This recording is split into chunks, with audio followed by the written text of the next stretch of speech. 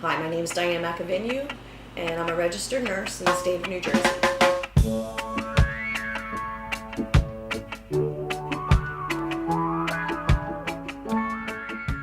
I attended Gloucester County College, which is a 2-year associate degree, and that gave me a registered nurse education.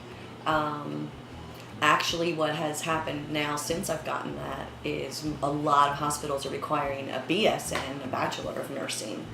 So, had I to do it over again, I would go for the 4-year bachelor's. The 2-year program, because of the age I was when I took it, ended up taking me 6 years to get through it because I couldn't do it all at once. But the younger kids seem to go through 2 years and done. My first job was in an adult mental health unit, which was a hospital. It's part of Inspira Healthcare. And we took care of 18 and up people who would come in crisis with mental illness. And anything from depression, suicide attempts, to full-blown schizophrenia, alcoholics, borderlines. It was a wide range of things. People with AIDS also have a lot of mental issues because of dealing with that illness, so we had a lot of AIDS patients. Very interesting. Now I work at an adult daycare center. It's not necessarily all elderly. We also have younger people, the youngest being right now 19-year-old who has cerebral palsy, all the way up through Alzheimer's and dementia. You have the developmentally disabled. There are also people who really don't have a lot of issues but just want to come for socialization. So it covers a wide range of people and issues that go with them. At the daycare facility, For me personally, I have to be the first one in the door. No patient can arrive until a nurse is there. So I have to be on the unit before everyone gets there. The first thing I work on is as they come in on buses. From 8 to 10, the buses are arriving. I help get them off the bus. They come in wheelchairs, walkers, they use canes. There's, the whole variety of people. We got to get everybody in the door safely, and that's our main goal, is safety. Right. A lot of that will relate to the physical therapy that goes on later. My next issue is to just check the health and assess them all as they come in, make sure no one's had any changes from the day before, make sure no one needs anything immediately, because the whole thing's about prioritizing.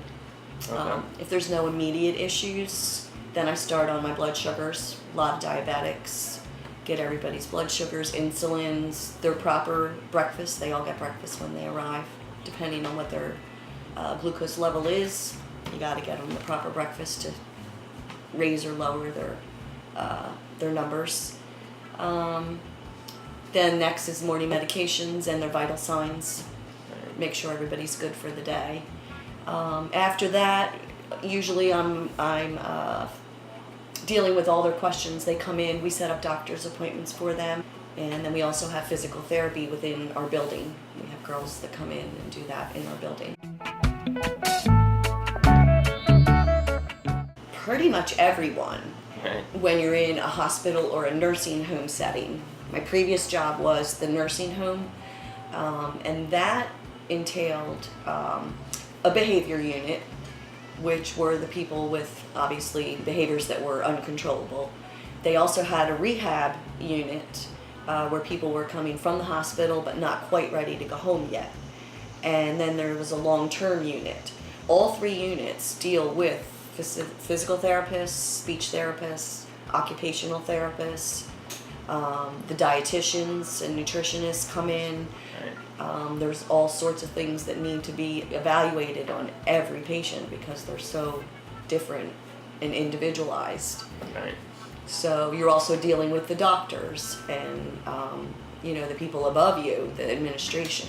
So you're pretty much, when you're in a nursing home or a hospital, you're dealing with everyone, and they have team meetings every day where the whole team gets together, and it's every facet of the care of the patient, and then each patient is discussed individually, and PT is represented by the head physical therapist within that facility. The first thing is when the patient comes in initially, you have the whole initial assessment upon admission. And every patient that comes into any unit is automatically going to get a PT consult. Right. Because within 24 hours, you want PT to come and assess this patient and make sure that everything that PT is involved in is safely taken care of. If they come in a wheelchair, sometimes they'll order that they get the tippers on the back, because especially the behavior people like to try to pop wheelies, or you know, they play bumper cars with the other wheelchairs, so you want to get those anti-tippers on immediately. You want to see, do they need a seatbelt or not? If they're coming with a walker, you want to make sure they're using it properly. If they're coming with a cane, do they use that properly, or should they move on to the walker? Would that be safer? Right. And that's all what PT does. And then once they make their evaluation, and then they put their orders in the chart for us, as the nurse, we take the orders off and implement whatever the PT people recommend. And from then on, PT will come in and see various patients on various days to, for instance, if they're in a wheelchair but still able to walk, but they're in the chair for safety, PT gets them up and gets them moving and assesses how much function they're losing, perhaps by being in the wheelchair for safety. Right. And then they'll, you know, give us different changes if we need to get them up and walk them throughout the day too. Or we may have an emergency with someone who likes to throw their walker or hit other people with their cane, and that happens a lot.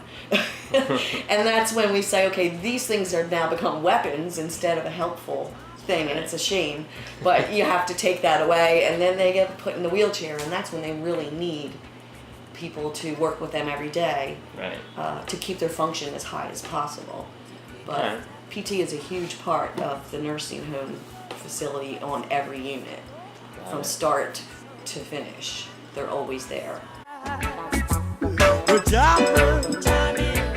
Well, you definitely have to work as a team. Right. You can't think of, well, I'm the nurse and this is my job, and these are the physical therapists and this is their job. It's a teamwork, and it's full communication at all times for the safety of the patients. Right. And the safety of your license. You know, you need to protect your license that you've worked so hard for. And that was something I never realized when I was in school. When you get out there, that's very important, that you consciously think every day, what is best for this patient and how will this protect my license? Just throwing that out there. That was just something that I never thought about. Right. Once you get it, it's something you don't want to lose for some silly reason. I think physical therapy, what I see with them is their job is more specific and obviously geared towards a very specific area, which is great because then you can improve and specialize in that area. Nursing seems to be more of a job where you've got your hands in 20 different pockets and you're juggling a lot of different things all day long. Right. So you have to be able to multitask. I've never been a physical therapist, so maybe you guys do that too, but I don't know. But as a nurse, you're also dealing with, you need to be a waitress, you need to be a mom. You need to be able to keep your cool and keep your calm, because everything around you is chaos, and you need to be able to just go through that slow and steady, put out the fires as you go, and get through your day. Nobody gets hurt, it's a good day. All right. Thanks, Mom. Get up, stand up. Don't give up the fight.